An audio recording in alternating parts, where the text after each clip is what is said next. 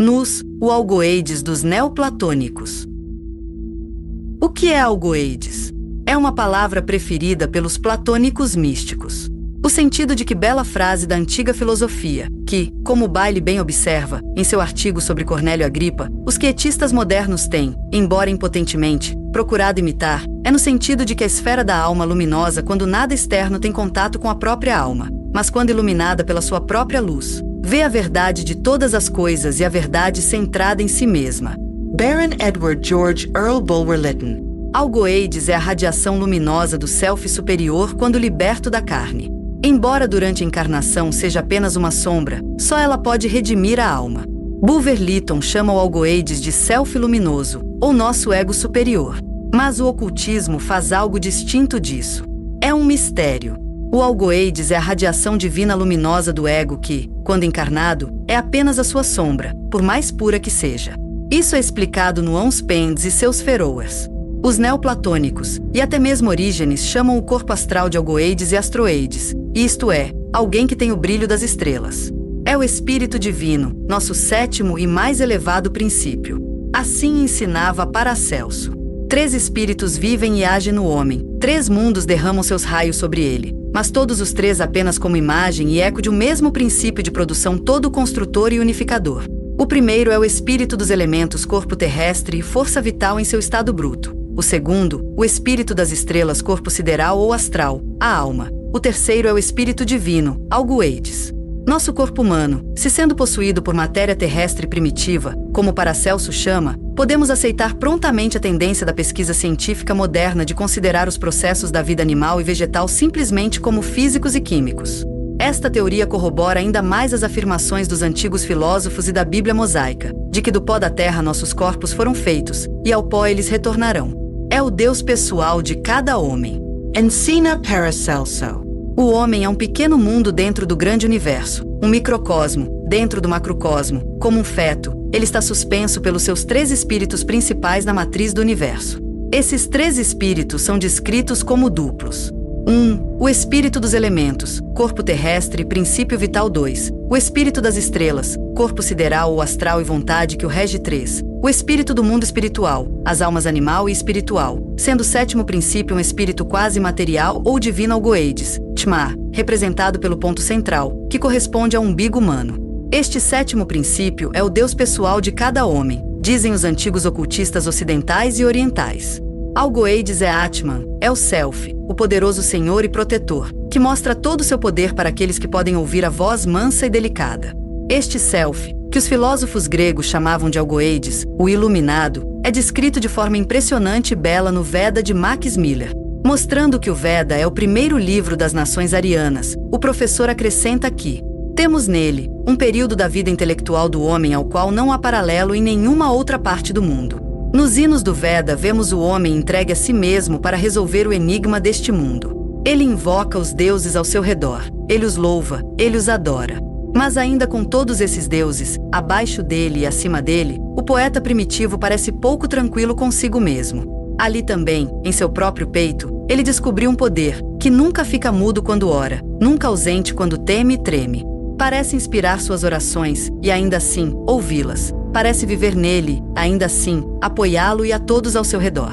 O único nome que ele consegue encontrar para esse poder misterioso é Brahma. Para o Brahmani significava originalmente força, vontade, desejo e o poder propulsor da criação. Mas este Brahma impessoal também, assim que é nomeado, transforma-se em algo estranho e divino. Acaba por ser um dos muitos deuses, um da grande tríade, adorado até os dias de hoje.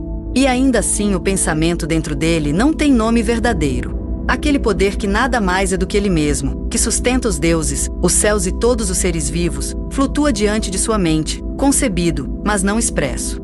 Por fim ele o chama de Atman, originalmente para Atman. Respiração ou espírito passa a significar o self e somente o eu. Eu, seja divino ou humano. Eu, seja criando ou sofrendo. Eu, seja um ou todos, mas sempre self, independente e livre. Diz o poeta. Quem viu o primogênito quando aquele que não tinha ossos, isto é, forma, deu à luz aquele que tinha ossos? Onde estava a vida, o sangue, o self do mundo? Quem foi perguntar isso para quem sabia? Uma vez expressa esta ideia de um eu divino, todo o resto deve reconhecer a sua supremacia. Eu mesmo é o Senhor de todas as coisas, o eu é o Rei de todas as coisas. Assim como todos os raios de uma roda estão contidos na nave e na circunferência, todas as coisas estão contidas neste ser, todos os eus estão contidos neste eu. Brahman é apenas o eu. É o homem interior liberado de sua contraparte grosseira, banhando-se na luz de sua essência e refletindo o espírito da verdade.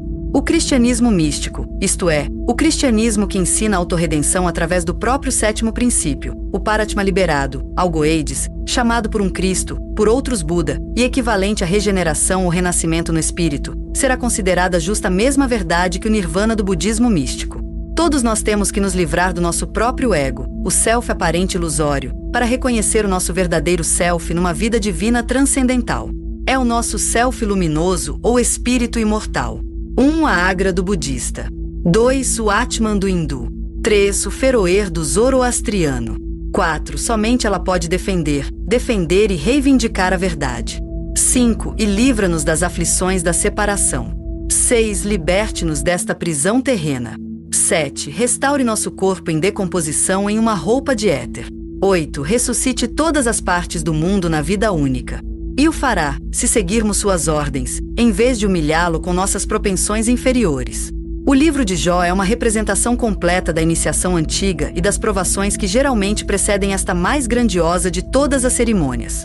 O neófito percebe-se privado de tudo que valorizava e afligido por doenças desagradáveis. Sua esposa apela para que ele amaldiçoe a Deus e morra. Não havia mais esperança para ele. 3 amigos aparecem em cena por nomeação mútua. Elifaz, o erudito temanita, cheio do conhecimento que os sábios contaram de seus pais, a quem somente a terra foi dada. Bildade, o conservador, aceitando as coisas como elas aparecem, julgando que Jó agiu mal, porque estava aflito. Isofar, inteligente e habilidoso com generalidades, mas não sabe interiormente. Então ó responde corajosamente: se eu errei, é um problema comigo mesmo. Vocês se engrandecem e imploram contra mim na minha reprovação, mas foi Deus quem me derrubou. Por que vocês me perseguem e não ficam satisfeitos com a minha carne assim definhada? Mas sei que meu campeão vive e que no dia seguinte ele me defenderá na terra.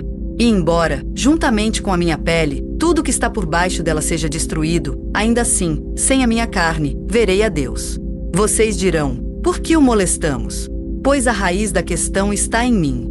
Esta passagem, como todas as outras nas quais as mais leves alusões poderiam ser encontradas a um campeão, libertador ou vindicador, foi interpretada como uma referência direta ao Messias, mas for o fato de que na Septuaginta este versículo é traduzido: pois eu sei que é eterno aquele que está prestes a me libertar na terra, para restaurar esta minha pele que suporta estas coisas, etc.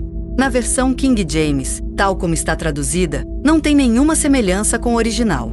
Os tradutores astutos traduziram: eu sei que meu Redentor vive, etc. E, no entanto, a Septuaginta, a Vulgata e o original hebraico devem todos ser considerados como uma palavra inspirada de Deus. Jó se refere ao seu próprio espírito imortal que é eterno e que, quando a morte chegar, o libertará de seu corpo terreno pútrido e o vestirá com um novo envoltório espiritual. Nos mistérios de Eleusis e Báquicos, no livro egípcio dos mortos, e em todas as outras obras que tratam de questões de iniciação, este ser eterno tem um nome. Para os neoplatônicos era o Nus, o Algoides, para os budistas é Agra, e com o persa, Feroer. Todos estes são chamados de libertadores, campeões, metátrons, etc. Nas esculturas mitraicas da Pérsia, o Feroer é representado por uma figura alada pairando no ar acima de seu objeto ou corpo. É o eu luminoso, o Atman dos hindus. Nosso espírito imortal, o único que pode redimir nossa alma, e o faremos, se o seguirmos em vez de sermos arrastados pelo nosso corpo. Portanto, nos textos caldeus, o texto acima diz: meu libertador, meu restaurador, e o espírito que restaurará o corpo deteriorado do homem e o transformará em uma roupa de éter. E é este Nus, Algoides, Feroer, Agra, espírito de si mesmo, que o triunfante Jó verá sem sua carne e, quando ele escapou de sua prisão corporal, e que os tradutores chamam de Deus. Não apenas não há a menor alusão no poema de Jó a Cristo, mas agora está bem provado que todas as versões de diferentes tradutores, que concordam com a do rei James, foram escritas sob a autoridade de Jerônimo, que tomou estranhas decisões. Liberdades em sua Vulgata. Ele foi o primeiro a inserir no texto este versículo de sua própria invenção. Eu sei que meu Redentor vive, e no último dia eu me levantarei da terra, e novamente serei cercado por minha pele, e em minha carne verei meu Deus. Algoeides é a alma do homem espiritual iluminada por sua própria luz. Quer sejam ricos ou pobres, instruídos ou analfabetos, nós, das nações civilizadas, nascemos, vivemos e morremos sob uma luz artificial, uma luz falsa que, distorcendo nosso verdadeiro eu como um espelho quebrado em todas as direções, distorce os nossos rostos e nos faz ver não como somos, mas como as nossas superstições religiosas e os preconceitos sociais nos mostram a nós mesmos. Helena Petrovna Blavatsky. O homem possui duas almas, anima divina e anima bruta. Alma divina ou espiritual, nous, irradiando de fora da anima mundi, racional e noético, logos. 2 Alma animal ou astral, psique, emanando do anima mundi, irracional e frênico, álogos. Não houve filósofo de qualquer notoriedade que não se apegasse a esta doutrina da metempsicose, tal como ensinada pelos brahmanes, pelos budistas e, mais tarde, pelos pitagóricos, no seu sentido esotérico, que era expressasse de forma mais ou menos inteligível. Orígenes e Clemente Alexandrino, Sinésio e Calcídio, todos acreditaram nisso. E os gnósticos, que são proclamados sem hesitação pela história como um corpo dos homens mais refinados, eruditos e esclarecidos, eram todos crentes na metempsicose. Sócrates tinha opiniões idênticas às de Pitágoras, e ambos, como penalidade de sua filosofia divina, foram condenados a uma morte violenta. A multidão tem sido a mesma em todas as épocas. O materialismo foi, e sempre será, cego às verdades espirituais. Estes filósofos sustentavam, tal como os hindus, que Deus tinha infundido na matéria uma porção do seu próprio espírito divino, que anima e move cada partícula. Ensinavam que os homens têm 2 almas, de naturezas separadas e bastante diferentes, uma perecível, a alma astral, ou o corpo fluídico interno. A outra incorruptível e imortal, o algoeides, ou porção do espírito divino, que a alma mortal ou astral perece a cada mudança gradual no limiar de cada nova esfera, tornando-se a cada transmigração ou reencarnação mais purificada. O homem astral, por mais intangível e invisível que possa ser aos nossos sentidos mortais e terrenos, ainda é constituído de matéria, embora sublimada. Aristóteles, apesar de, por razões políticas próprias, ter mantido um silêncio prudente quanto a certos assuntos esotéricos, expressou muito claramente a sua opinião sobre o assunto. Ele acreditava que as almas humanas são emanações de Deus, que são finalmente reabsorvidas na divindade. Zenão, o fundador dos estoicos, ensinou que existem 2 qualidades eternas em toda a natureza, a ativa ou masculina, o outro passivo ou feminino, que o primeiro é éter puro e sutil, ou espírito divino, o outro totalmente inerte em si até se unir ao princípio ativo. Que o espírito divino agindo sobre a matéria produziu fogo, água, terra e ar, e que é o único princípio eficiente pelo qual toda a natureza é movida. Os estoicos, como os sábios hindus, acreditavam na absorção final. São Justino acreditava na emanação dessas almas da divindade, e Taciano, o assírio, seu discípulo, declarou que o homem era tão imortal quanto o próprio Deus. Aquele versículo profundamente significativo do Gênesis.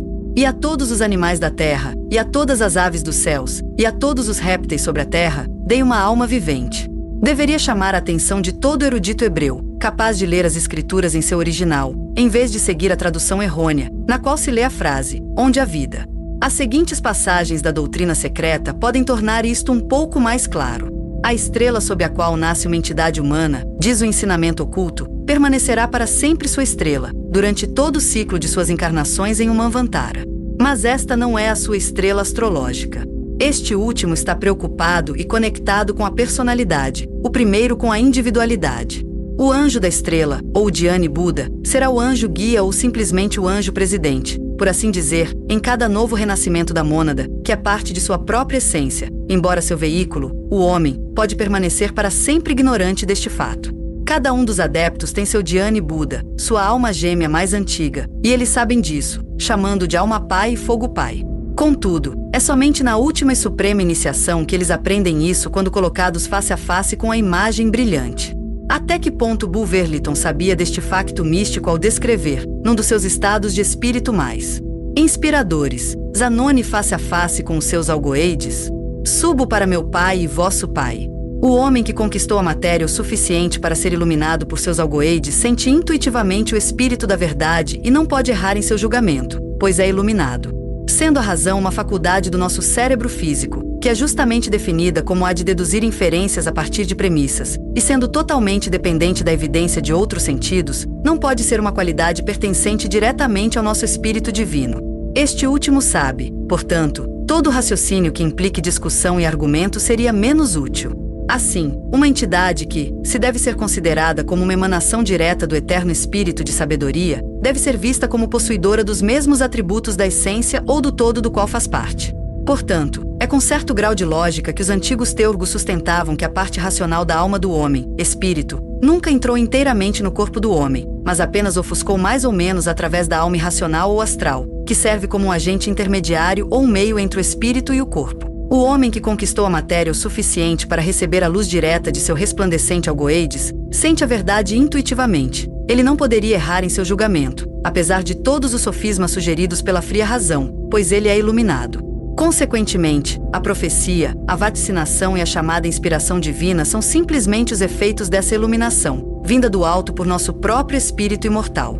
Então o brilhante algoeides, o eu divino, vibrará em harmonia consciente com ambos os polos da entidade humana, o homem de matéria purificada e a sempre pura alma espiritual. E o homem iluminado, ainda vivo, mas sem mais saudades, permanecerá na presença do eu-mestre, o Cristos do gnóstico místico, mesclado, fundido com seu algoeides para sempre. Pois este astral, o duplo sombrio, tanto no animal como no homem, não é o companheiro do ego divino, mas do corpo terreno. É o elo entre o eu pessoal, a consciência inferior de Manas e o corpo, e é o veículo da vida transitória, não da vida imortal.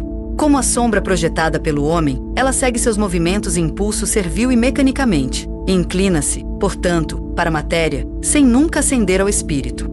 Somente quando o poder das paixões estiver totalmente morto e quando elas forem esmagadas e aniquiladas na réplica de uma vontade inabalável, quando não apenas todas as concupiscências e anseios da carne estão mortos, mas também o reconhecimento do eu pessoal é eliminado e o astral foi reduzido em consequência. Há uma cifra, que a união com o self superior pode tomar lugar. Então, quando o astral reflete apenas o homem conquistado, a personalidade ainda viva, mas não mais aquela melancólica e egoísta, então o brilhante algoeides, o self divino, pode vibrar em harmonia consciente com ambos os polos da entidade humana, o homem de matéria purificada e a sempre pura alma espiritual, e permaneça na presença do eu-mestre, o Cristos do gnóstico místico. Mesclado, fundido e um com ele para sempre. Algoeides é o nus dos gregos, resgatado da carne, lúcido e puro. Quando uma alma começa a compreender as obras do Pai, ela colhe os frutos empíreos da vida senciente e voa da asa desavergonhada do destino em direção à verdadeira luz onde se torna luciforme, pura e etérea. Se, portanto, você alguma vez perdeu a esperança de retornar a este lugar onde homens bons e notáveis têm todas as coisas, pense em quão pouco valor é a glória entre homens que dificilmente podem durar uma pequena parte de um ano. Se você deseja olhar para cima e considerar este lugar e lar eterno, não ceda às demandas das massas nem coloque a esperança de sua vida em recompensas humanas. Em vez disso, deixe que a própria virtude o atraia para a verdadeira glória por sua própria luz. Deixe o que os outros digam sobre você entre eles. Eles fofocarão de qualquer maneira e a fofoca é limitada àquelas regiões estreitas que você vê e nunca tem qualquer poder duradouro. A reputação de um homem é destruída pela sua morte e destruída pelo esquecimento da posteridade. As almas ascendendo aos seus veículos tornaram-se cidadãos do universo. Segundo Platão, as almas são superiores ao destino, de acordo com sua vida mais elevada, pois aquilo que o Pai da totalidade lhes deu está de acordo com a natureza. Portanto, como diz o oráculo caldeu, ao compreenderem as obras do Pai, eles fogem da asa desavergonhada do destino. Mas eles jazem em Deus, puxando tochas vigorosas, descendentes do Pai, de onde, descendo, a alma colhe os frutos empíreos, a flor que nutre a alma. É necessário, porém, que o homem, da mesma forma que o mundo inteiro, seja considerado perfeito, porque o homem é um microcosmo. Pois ele tem intelecto e razão, um corpo divino e um corpo mortal, da mesma maneira que o universo, e está dividido analogamente ao universo. Daí também, alguns costumam dizer que sua parte intelectual está disposta de forma análoga à esfera das estrelas fixas, mas o da razão, o que é teórico, é análogo a Saturno, e o que é político, a Júpiter. Da mesma forma, da parte racional, a natureza irascível é análoga a Marte, aquilo que é dotado da faculdade da fala, para Mercúrio, aquilo que é epitimético, para Vênus, aquilo que é sensível ao Sol, e o que é vegetativo, para a Lua. O veículo luciforme é análogo aos céus, mas este corpo mortal, para a região sublunar.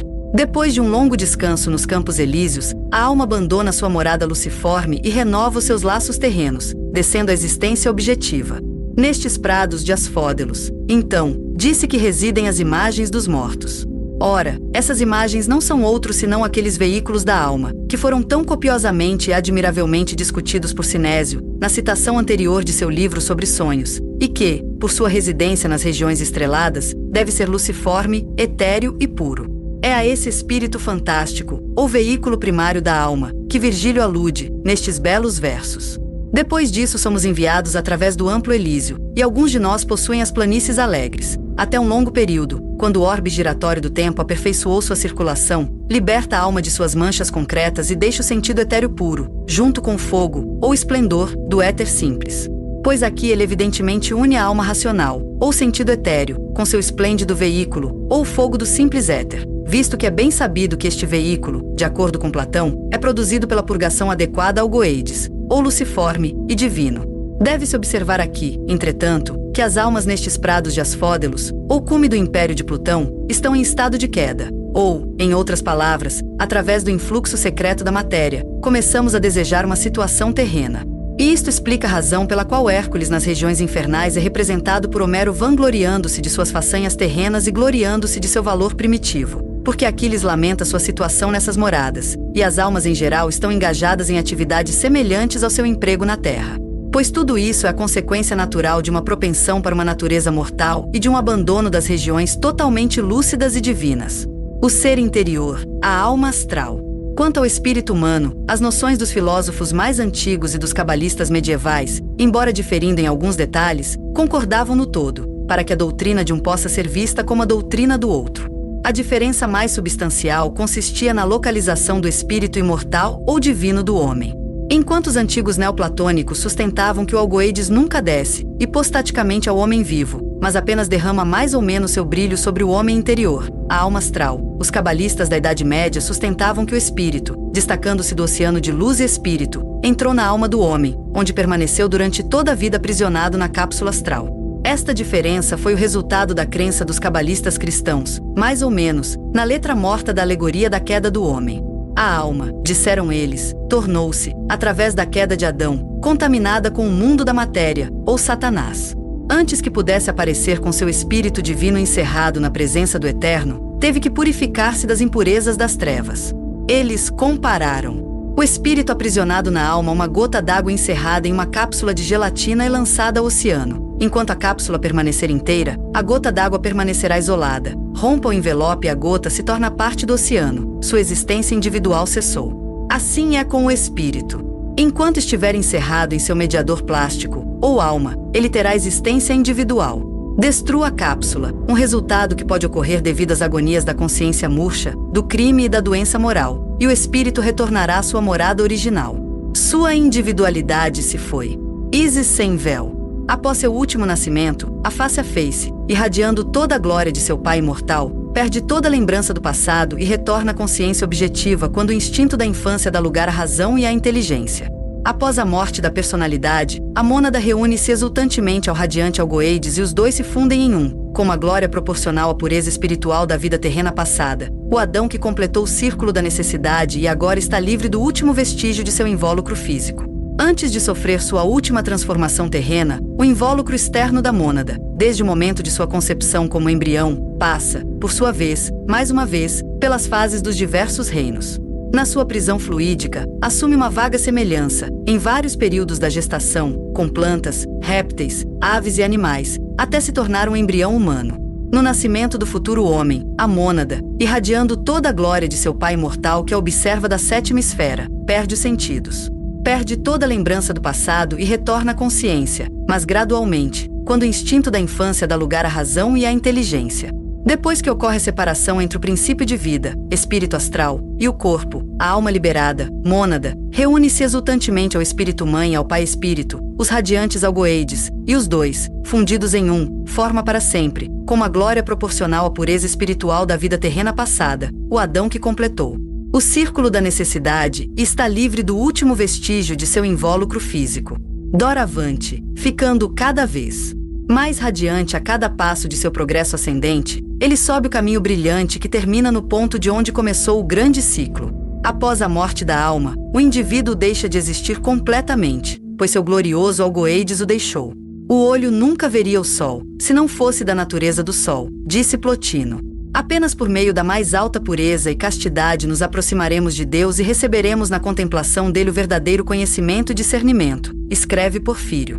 Se a alma humana negligenciou durante a sua vida receber a iluminação do seu Espírito Divino, nosso Deus pessoal, então se torna difícil para o homem grosseiro e sensual sobreviver por um longo período de tempo à sua morte física. Assim como o monstro disforme não pode viver muito depois de seu nascimento físico, a alma, uma vez que se tornou material demais, pode existir após seu nascimento no mundo espiritual. A viabilidade da forma astral é tão fraca que as partículas não conseguem se unir firmemente quando ela sai da cápsula inflexível do corpo externo. Suas partículas, obedecendo gradativamente à atração desorganizadora do espaço universal, finalmente se fragmentam, além da possibilidade de reagregação. Após a ocorrência de tal catástrofe, o indivíduo deixa de existir, seu glorioso algoeides o deixou. Durante o período intermediário entre sua morte corporal e a desintegração da forma astral, esta última, presa pela atração magnética ao seu cadáver medonho, ronda e suga a vitalidade das vítimas suscetíveis. O homem, tendo excluído de si todo o raio da luz divina, se perde nas trevas e, portanto, apega-se à terra e ao terreno. Os adeptos podem projetar seus algoeides em qualquer lugar de sua escolha enquanto seu corpo físico fica em transe. O hierofante egípcio ou Mahatma indiano de antigamente poderia vestir o seu próprio duplo astral ou de qualquer outra pessoa com a aparência de seu ego superior, ou que Bulwer Lytton chamou de eu luminoso, o algoeides, e confabular com ele. Porfírio diz em um de seus escritos: quem está familiarizado com a natureza das aparências divinamente luminosas sabe também por que é necessário abster-se de todos os pássaros e alimentos animais, especialmente para aquele que se apressa em se libertar das preocupações terrenas e em estabelecer-se com os deuses celestiais. Além disso, o mesmo Porfírio menciona na sua vida de Plotino um sacerdote do Egito, que, a pedido de um certo amigo de Plotino, exibiu-lhe, no templo de Ísis em Roma, o familiar daimon desse filósofo. Em outras palavras, ele produziu a invocação teúrgica, verteurgista, pela qual o hierofante egípcio ou Mahatma indiano, de antigamente, poderia revestir o seu próprio duplo astral ou de qualquer outra pessoa com a aparência de seu ego superior, ou que Bulwer Lytton chama de eu luminoso, os algoeides, e confabula com ti. Isto é o que Jâmblico e muitos outros, incluindo os medievais Rosacruzes, significando união com a deidade. O sétimo e mais elevado aspecto do ovo luminoso, ou aura magnética individual na qual todo homem é envolvido quando assume a forma de seu corpo, torna-se o algoeides radiante e luminoso. É esta forma que às vezes se torna o corpo ilusório, Mayava Rupa. Neste diagrama vemos que o homem físico, ou seu corpo, não participa da onda direta e pura da essência divina que flui do 1 em 3, o I manifestado, através do Logos manifestado, a face superior do diagrama. Purusha, o espírito primordial, toca a cabeça humana e para aí. Mas o homem espiritual, a síntese dos 7 princípios, está diretamente ligado a ele. E aqui algumas palavras devem ser ditas sobre a habitual enumeração esotérica dos princípios. Como dificilmente se poderia confiar toda a verdade aos não comprometidos, apenas uma divisão aproximada foi feita e divulgada. O budismo esotérico começa com Atman, o 7º, e termina com o corpo físico, o 1º. Agora, nem Atman, que não é um princípio individual, mas uma radiação e um com o Logos manifestado, nem o corpo, que é a casca ou casca material do homem espiritual, pode ser, em estrita verdade, referido como princípios. Além disso, o principal princípio de todos, nem sequer mencionado até agora, é o ovo luminoso, Hiranyagartha, ou a esfera magnética invisível na qual todo homem está envolvido. É a emanação direta. Do raio átmico em seu triplo aspecto de criador, preservador e destruidor, regenerador, e 2. De Buddhimanas. O 7º aspecto desta aura individual é a faculdade de assumir a forma de seu corpo e tornar-se o radiante, o algoeides luminoso. É isto, estritamente falando, que às vezes se torna a forma chamada Mivirapa. Portanto, conforme explicado na segunda face do diagrama, o homem astral, o homem espiritual consiste em apenas 5 princípios, conforme ensinado pelos Vedantinos, que substituem tacitamente o físico por este 6º, ou corpo áurico, e fundem o manas dual, a mente ou consciência dupla, em um. Assim, eles falam de 5 koshas, invólucros ou princípios, e chamam Atman do 6º, mas não de princípio. Este é o segredo da crítica do falecido Subbarrou à divisão no budismo esotérico. mas que o estudante aprenda agora a verdadeira enumeração esotérica. Os adeptos raramente invocam seus algoides, exceto para instrução de alguns neófitos e para obter conhecimentos da mais solene importância. Esta forma de obter oráculos durante o sono sagrado do neófito era praticada na mais alta antiguidade. Na Índia, esta sublime letargia é chamada de o sono sagrado de ***. É um esquecimento no qual o sujeito é lançado por certos processos mágicos, complementados por goles do suco do soma. O corpo daquele que dorme permanece por vários dias em uma condição semelhante à morte, e pelo poder do adepto é purificado de sua mundanidade e preparado para se tornar o receptáculo temporário do brilho dos algoides imortais. Neste estado, o corpo entorpecido reflete a glória das esferas superiores, como um espelho polido reflete os raios do sol. Quem dorme não presta atenção ao lapso de tempo, mas ao acordar, depois de 4 ou 5 dias de transe, imagina que dormiu apenas alguns momentos. O que seus lábios pronunciam ele nunca saberá, mas como é o espírito que os dirige, nada podem pronunciar senão a verdade divina. Por enquanto, o pobre torrão indefeso é transformado em santuário da presença sagrada e convertido em um oráculo 1000 vezes mais infalível que a asfixiada pitonisa de Delfos. E, diferentemente de seu frenesi mântico, que foi exibido diante da multidão, este sono sagrado é testemunhado apenas dentro do recinto sagrado por aqueles poucos adeptos que são dignos de permanecer na presença do Adonai. A descrição que Isaías dá da purificação necessária a um profeta antes de ser digno de ser o porta-voz do céu, aplica-se ao caso em questão. Na metáfora habitual, ele diz: Então voou até mim um dos serafins, trazendo na mão uma brasa viva, que havia tirado do altar com Atenais, e colocou-a sobre minha boca e disse: Eis que isto tocou os teus lábios, e a tua iniquidade será tirada, e o teu pecado será purificado. A invocação de seu próprio algoides, pelo adepto purificado, é descrita em palavras de beleza incomparável por Bulwer Lytton em Zanoni, e ali ele nos dá a entender que o menor toque de paixão mortal incapacita o hierofante para manter comunhão com sua alma imaculada. Não apenas são poucos os que conseguem realizar a cerimônia com sucesso, mas mesmo estes raramente recorrem a ela, exceto para a instrução de alguns neófitos e para obter conhecimentos da mais solene importância. O ensaio de George Mead sobre algoides. Os antigos ensinavam ainda que a alma não atua diretamente sobre os músculos, etc., do corpo, mas sobre os espíritos animais que são os instrumentos imediatos dos sentidos e da fantasia. E, portanto, Porfírio nos diz que o sangue é o alimento e a nutrição do espírito, isto é, o corpo sutil chamado de espíritos animais, e que esse espírito é o veículo da alma. Mas além dos corpos físico e sutil, existe ainda outro tipo de corpo ou vestimenta de ordem muito superior, peculiarmente pertencente a tais almas, como são purificados e limpos de afeições, concupiscências e paixões corporais. Isto nos leva a falar do algoides. O algoides é descrito pelo mesmo Filopono da seguinte forma: a alma continua em seu corpo terrestre ou em seu veículo aéreo até que se purifique, e então é levada e liberta-se da geração. É então que ele deixa de lado sua natureza passional e sensual, junto com o veículo espiritual. Pois existe além deste veículo outro que está eternamente unido à alma ou cranaderra ou corpo causal dos veditinos, um corpo celeste, portanto eterno manvantárico, que eles chamam de corpo radiante ou semelhante a uma estrela, algoides. Pois a alma, sendo de natureza mundana ou cósmica, deve necessariamente ter alguma parcela que administre, visto que faz parte do cosmos.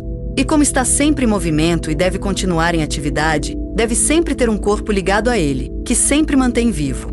E assim declaram que a alma tem sempre, enquanto estiver em manifestação, um corpo lúcido ou radiante. E assim também Proclus. A alma humana possui um veículo etéreo anexado a ele, como nos diz Platão, afirmando que o Criador o colocou em um veículo, ou carruagem. Pois necessariamente toda alma antes desses corpos mortais usa veículos eternos e que se movem rapidamente, visto que sua própria essência é o movimento. E novamente, enquanto estivermos nas alturas, não precisamos desses órgãos divididos, que temos agora ao descermos para a geração, mas somente o veículo radiante é suficiente, pois contém todos os sentidos unidos. Além disso, o próprio Platão em seu Epinomise escreve sobre um homem bom após a morte. Afirmo com confiança, tanto em tom de brincadeira como com toda seriedade, que tal pessoa, se na morte tiver elaborado seu próprio destino, já não terá muitos sentidos como os que temos agora, mas possuirá um corpo uniforme, e assim tendo se tornado um entre muitos obterá felicidade.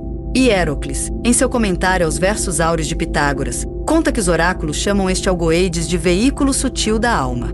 Os oráculos mencionados são evidentemente os caldeus, e isto é confirmado pelo fato de que um dos oráculos ainda preservado se refere às duas vestimentas sutis da alma, em sua forma enigmática usual, como segue: não suje o espírito nem transforme o plano em sólido.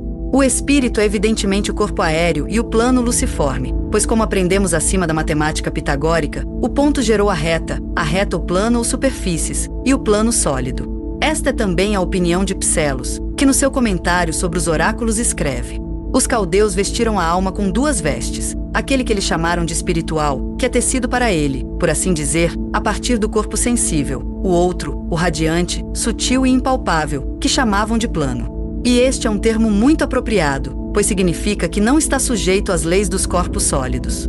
E Hierocles afirma ainda que este corpo luciforme é o veículo espiritual da parte racional da alma, enquanto o corpo aéreo é o veículo da parte racional. Ele, portanto, chama o primeiro de pneumático e o último de corpo psíquico, usando a mesma nomenclatura de Paulo, o cristão. Sinésio chama o algoeides de corpo divino, e Virgílio em sua Eneida fala dele como sensorial etéreo puro, e um puro sopro de fogo.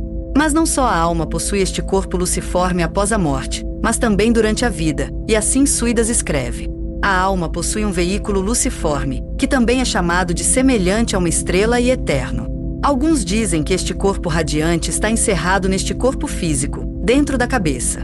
E isso concorda com Hierocles, que o algoeides está em nosso corpo físico mortal, inspirando vida no corpo inanimado e contendo sua harmonia. Isto é o corpo causal ou vestimenta kármica da alma, no qual seu destino, ou melhor, todas as sementes da causação passada estão armazenadas. Esta é a alma-fio, como às vezes é chamada, o corpo que passa de uma encarnação para outra. E assim como o corpo aéreo ou sutil poderia ser purificado e separado do corpo físico, o mesmo poderia acontecer com Luciforme ou algoeides. Essas purgações eram de caráter muito elevado e pertenciam à arte telestica e à teurgia, como nos informa o mesmo Hierocles. Por este meio, a purificação que ocorre para muitos após a morte é realizada por poucos aqui no corpo na Terra, e eles podem separar o veículo luciforme do veículo inferior e ter consciência das coisas celestiais enquanto estão na Terra. É, portanto, que Platão define filosofia como um exercício contínuo de morrer, isto é, em primeiro lugar, uma morte moral para concupiscências e paixões corporais, e em segundo lugar, passar consciente voluntariamente por todos os estados de consciência enquanto ainda vivo pelo qual a alma deve passar após a morte. Assim, existem 4 classes de virtudes.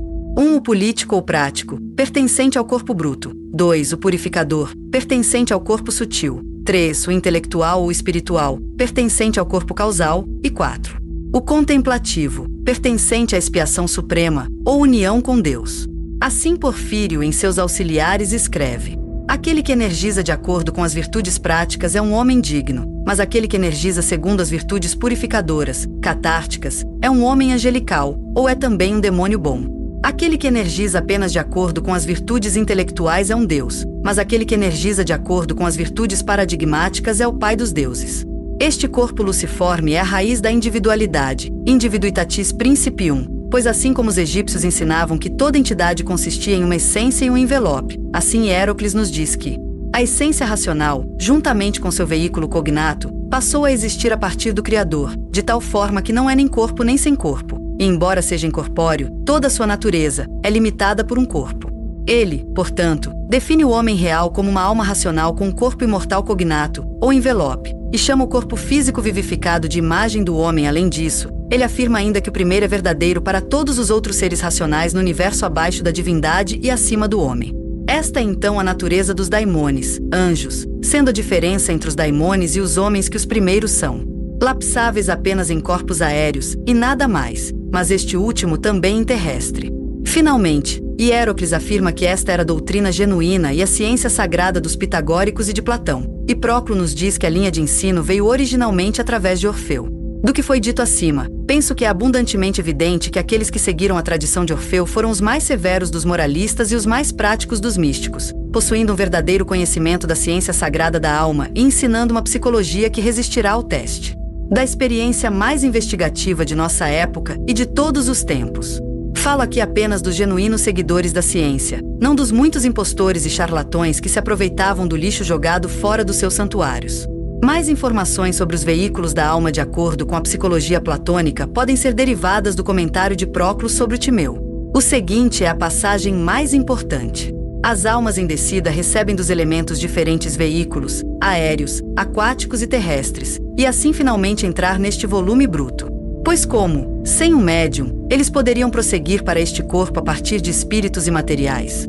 Portanto, antes de entrarem neste corpo, eles possuem a vida irracional e seu veículo, que é preparado a partir dos elementos simples, e a partir dele são investidos de tumulto, ou o corpo genesiúrgico, que é chamado de estranho ao conato. Veículo das almas, e composto de todas as diversas vestimentas, e fazendo com que as almas fiquem pesadas. A palavra aderindo da mesma forma manifesta a circumposição externa de um veículo do tipo daquele de que ele está falando, e a coligação à única natureza contida nele, após o que este último corpo, constituído de coisas diferentes e multiformes, é suspenso das almas. Pois como é possível que a descida seja imediata de uma vida que governa o mundo inteiro, para a forma de vida mais parcial? Pois este homem exterior particular e indivisível não pode estar conectado com o universo, mas uma descida prévia a um meio entre os dois é inteiramente necessária, cujo meio não é um determinado animal, mas o fornecedor de muitas vidas. Pois a descendência não produz diretamente a vida de um certo homem, mas antes disso e antes da geração de um indivíduo, produz a vida do homem universal. E como o lapso é daquilo que é incorpóreo para o corpo, e uma vida com corpo, segundo a qual a alma vive em conjunção com seu veículo celestial. Assim, a partir daí a descida é para um corpo genesiúrgico, segundo o qual a alma está em geração, e deste, em corpo terrestre, segundo o qual convive com o corpo testáceo. Portanto, antes de ser cercado por este último corpo, ele é investido de um corpo que o conecta com todas as gerações. E por esse motivo, ele então deixa este corpo, quando sai da geração. Mas se for esse o caso, ele o recebeu quando entrou em geração. Ele entrou, no entanto, na geração, antes de cair neste último corpo. Assim, antes deste último órgão recebeu aquele veículo, e retém este após a dissolução do primeiro. Vive, portanto, neste veículo durante todo o período genesiúrgico. Por esse motivo, Platão chama o tumulto aderente de forma irracional de vida neste veículo, e não aquilo que adere à alma em cada uma de suas encarnações, como sendo aquilo que a investe circularmente desde a primeira. O veículo nascente Karanam Sharira, portanto, torna a alma mundana cósmica. O segundo veículo Sukma Sharira faz com que seja um cidadão de geração, e o veículo Testácio Stula Sharira faz com que seja terrestre. E assim como a vida das almas está para toda geração, e toda geração está para o mundo, assim também estão os veículos uns para os outros. Também com respeito à circumposição dos veículos, somos perpétuos e sempre mundanos cósmicos. Outro é anterior a este corpo externo e posterior a ele, pois é anterior e subsiste posteriormente a ele, na geração, e um terceiro só o é quando vive uma certa vida parcial na Terra. Platão, portanto, ao usar o termo aderir e ao suspender a natureza irracional da alma, de acordo com todas as suas vidas, distingue esta natureza irracional deste corpo exterior e da vida peculiar dele. Mas ao adicionar as palavras externamente depois, ele o distingue do veículo nascente no qual o demiurgo fez descer. Consequentemente, este veículo que faz com que a alma seja cidadã da geração é um meio entre ambas. E agora é hora de concluir este ensaio. Foi um trabalho de amor empreendido por gratidão aos antigos em memória do passado, e talvez nenhum tema mais útil pudesse ser escolhido para pôr fim à tarefa do que a doutrina do renascimento, uma lei da natureza em virtude da qual os antigos e as suas ideias voltam mais uma vez a fermentar a materialização na filosofia, na ciência e na religião modernas. A visão de Bulwer-Lytton sobre suas algoides.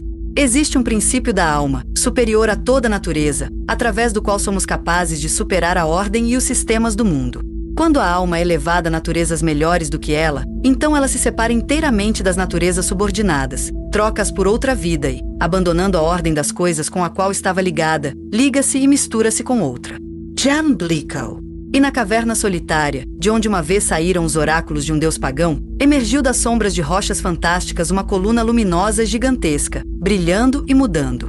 Assemelhava-se ao borrifo brilhante mas enevoado que, visto de longe, uma fonte parece lançar numa noite estrelada. O brilho iluminava as estalactites, os penhascos, os arcos da caverna e derramava um esplendor pálido e trêmulo nas feições de Zanoni. Disse o invocador: Filho da luz eterna, tu cujo conhecimento, grau após grau, raça após raça, alcancei finalmente, nas amplas planícies caldeias. Tu, de quem extraí tão amplamente do conhecimento inexprimível que, ainda assim, somente a eternidade pode ser suficiente para drenar. Tu que, compatível comigo mesmo, até onde nossos vários seres permitem. Tens sido durante séculos meu familiar e meu amigo. Responde-me e aconselha-me. Da coluna emergiu uma forma de glória inimaginável. Seu rosto era o de um homem em sua primeira juventude, mas solene, como se tivesse a consciência da eternidade e a tranquilidade da sabedoria. A luz, como raios estelares, fluía por suas veias transparentes. A luz fazia seus próprios membros e ondulava, em brilhos inquietos, através das ondas de seu cabelo deslumbrante. Com os braços cruzados sobre o peito, ficou a poucos metros de Zanoni, e sua voz baixa murmurou suavemente. Meus conselhos foram doces para você uma vez, e uma vez, noite após noite, tua alma pôde seguir minhas asas através dos esplendores imperturbáveis do infinito. Agora você se ligou de volta à terra por suas correntes mais fortes, e a atração pelo barro é mais potente do que as simpatias que atraíram para seus encantos o morador do raio estelar e do ar. Quando pela última vez tua alma me ouviu, os sentidos já perturbaram teu intelecto e obscureceram tua visão. Outra vez. Eu venho para ti, mas o teu poder até mesmo de me convocar para o teu lado está desaparecendo do teu espírito, como a luz do sol desaparece da onda quando os ventos empurram a nuvem entre o oceano e o céu. Então respondeu a vidente, tristemente: Ai, Adonai! Conheço muito bem as condições do ser que sua presença costumava alegrar. Eu sei que nossa sabedoria vem apenas da indiferença às coisas do mundo que a sabedoria domina. O espelho da alma não pode refletir a terra e o céu, e um desaparece da superfície enquanto o outro fica cristalizado em suas profundezas. Mas não é para me devolver aquela sublime abstração na qual o intelecto, livre e desencarnado, ascende, região após região, as esferas, que mais uma vez, e com a agonia e o trabalho de um poder enfraquecido, eu te chamei em meu auxílio. Eu amo, e apaixonado começo a viver nas doces humanidades do outro. Se for sábio, mas em tudo que torna o perigo impotente contra mim mesmo, ou contra aqueles que posso contemplar das calmas alturas da ciência indiferente, sou cego como mero mortal para os destinos da criatura que faz meu coração bater com as paixões que obscurecer meu olhar. Então respondeu Adonai: O que importa? Teu amor deve ser apenas uma zombaria do nome. Você não pode amar como eles amam para quem há morte e sepultura. Pouco tempo, como um dia em tua vida incalculável, e a forma que você usa é pó. Outros do mundo inferior vão de mãos dadas, cada um com cada um, até o túmulo. De mãos dadas eles ascendem do verme para novos ciclos de existência. Para ti, abaixo estão as idades, para ela, mas horas. E para ela e para você, ó pobre, mas poderoso, haverá pelo menos um baseado daqui em diante. Por quais graus e céus de ser espiritualizado sua alma terá passado quando tu, o vagabundo solitário, vieres dos vapores da terra para os portões da luz?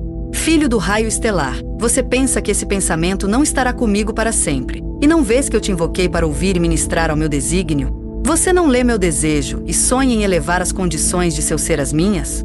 Tu, Adonai, banhando a alegria celestial que faz tua vida nos oceanos do esplendor eterno, tu, salvo pelas simpatias do conhecimento, não podes conjecturar o que eu, a descendência dos mortais, sinto, excluído ainda dos objetos da ambição tremenda e sublime que primeiro elevou meus desejos acima do barro, quando me vejo compelido a permanecer sozinho neste mundo inferior.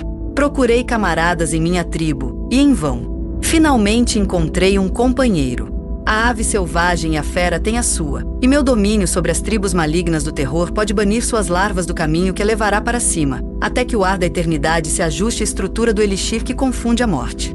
E você começou a iniciação e foi frustrado. Eu sei isso. Você conjurou para ela dormir as mais belas visões. Você invocou os mais adoráveis filhos do ar para murmurarem sua música em seu transe, e sua alma não lhes dá atenção e, retornando à terra, escapa de seu controle. Cego, por quê? Você não consegue perceber? Porque na sua alma tudo é amor. Não há intermediária com a qual as coisas que você deseja encantar para ela têm associação e afinidades. Sua atração é apenas pelos desejos e anseios do intelecto. O que eles têm da paixão que é da terra e da esperança que vai direto para o céu? Mas não pode haver nenhum meio, nenhum elo, no qual nossas almas, assim como nossos corações, possam se unir, e assim a minha possa ter influência sobre a dela? Não me pergunte, você não me compreenderá.